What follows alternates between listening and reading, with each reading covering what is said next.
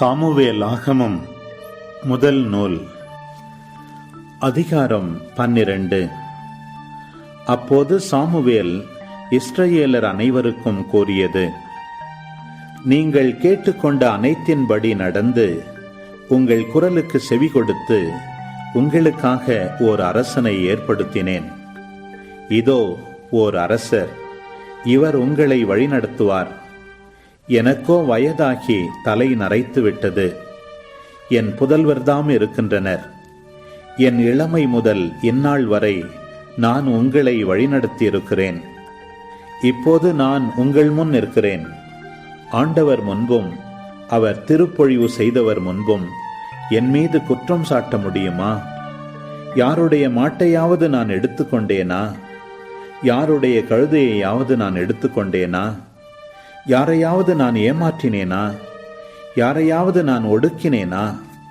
யாரிடமிருந்தாவது கையோட்டு பெற்று நான் அநீதியை கண்டுகொள்ளாமல் இருந்தேனா? சொல்லுங்கள், நான் திருப்பி தந்து விடுகிறேன். அதற்கு அவர்கள், நீர் எங்களை ஏமாற்றவில்லை, ஒடுக்கவில்லை, கையோட்டு எதுவும் யாரிடமும் பெறவில்லை என்றார்கள். அவர் அவர்களை நோக்கி, நீங்கள் என்னிடம் எக்குற்றமும் காணவில்லை என்பதற்கு இன்று ஆண்டவர் சாட்சி, அவர் திருப்பொழிவு செய்தவரும் சாட்சி.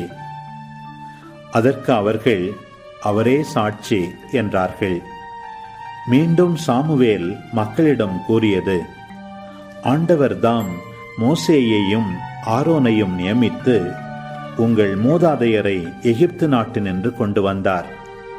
ஆண்டவர் திருமுன் நில்லுங்கள். உங்களுக்காகவும் உங்கள் மூதாதையருக்காகவும் ஆண்டவர் செய்த அனைத்து மீட்பின் செயல்களையும் முன்வைத்து அவர் முன்னிலையில் உங்களோடு வழக்காடுவேன். யாக்கோபு எகிப்துக்கு சென்ற பின் உங்கள் மூதாதையர் ஆண்டவரிடம் கூக்குரலிட்ட போது அவர் மோசேயையும் ஆரோனையும் அனுப்பினார்.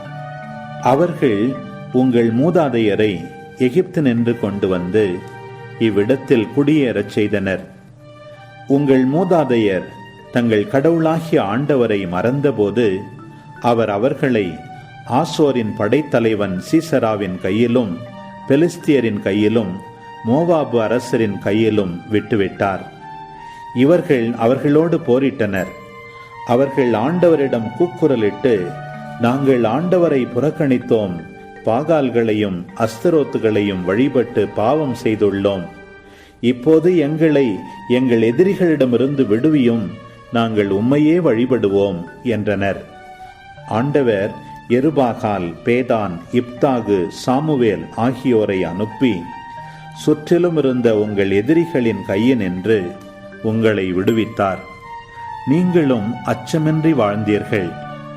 அம்மோனிய அரசன் நாகாசு உங்களை எதிர்த்து வருவதை கண்டபொழுது நீங்கள், இல்லை, எங்களை அரசாள எங்களுக்கு ஓர் அரசர் வேண்டும் என்று என்னிடம் கூறினீர்கள். இதோ நீங்கள் விரும்பி தேர்ந்து கொண்ட அரசர். நீங்கள் வேண்டியவாறு உங்களை ஆள ஆண்டவர் ஓர் அரசரை தந்துள்ளார். நீங்கள் ஆண்டவருக்கு அஞ்சி அவருக்கு பணிந்து அவர் குரலுக்கு செவி கொடுத்து ஆண்டவரின் கட்டளைக்கு எதிராக கலகம் விளைவிக்காமல் இருந்தால் நீங்களும் உங்களை ஆளும் அரசரும் உங்கள் கடவுளாகிய ஆண்டவரை பின்பற்றுபவராக இருப்பீர்கள். ஆனால் நீங்கள் ஆண்டவரின் குரலுக்கு செவி கொடுக்காமல் அவர் தம் கட்டளைக்கு எதிராக கலகம் விளைவித்தால் ஆண்டவரின் கை உங்கள் மூதாதையருக்கு எதிராக இருந்தது போல் உங்களுக்கும் எதிராகவும் இருக்கும். இப்பொழுது ஆண்டவர் உங்கள் கண்களுக்கு முன்பாக செய்யவிருக்கும் மாபெரும் நிகழ்ச்சியை நின்று பாருங்கள். இன்று கோதுமை அறுவடை அன்றோ? இடியும் மழையும் அனுப்பும்படி நான் ஆண்டவரிடம் மன்றாடுவேன். உங்களுக்காக ஓர் அரசனை கேட்டது ஆண்டவர் கண்முன் நீங்கள் செய்த மாபெரும் குற்றம் என்பதை இதனால் நீங்கள் கண்டுணர்வீர்கள். சாமுவேல் ஆண்டவரிடம் மன்றாட ஆண்டவர் அன்று இடியும் மழையும் அனுப்பினார். மக்கள் அனைவரும் ஆண்டவரிடமும் சாமுவேலிடமும் மிகுந்த அச்சம் கொண்டனர். அனைத்து மக்களும் சாமுவேலை நோக்கி, நாங்கள் சாகா வண்ணம் உம் அடியார்களுக்காக உம் கடவுளாகிய ஆண்டவரிடம் மன்றாடும். ஏனெனில் நாங்கள் செய்த பாவங்கள் அனைத்தோடும் எங்களுக்காக ஓர் அரசனை கேட்ட இந்த குற்றமும் சேர்ந்து கொண்டது என்றனர். பின் சாமுவேல் மக்களிடம் கூறியது, அஞ்ச வேண்டாம்.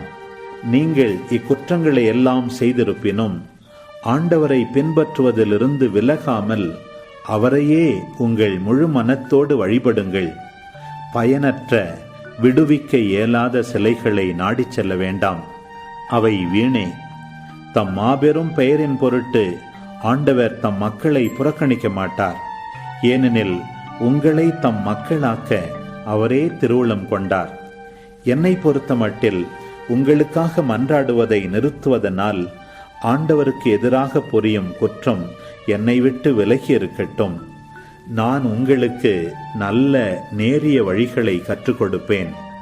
ஆண்டவருக்கு மட்டும் அஞ்சி நடந்து உங்கள் முழு மனத்தோடு உண்மையாகவே அவருக்கு ஊழியம் செய்யுங்கள்.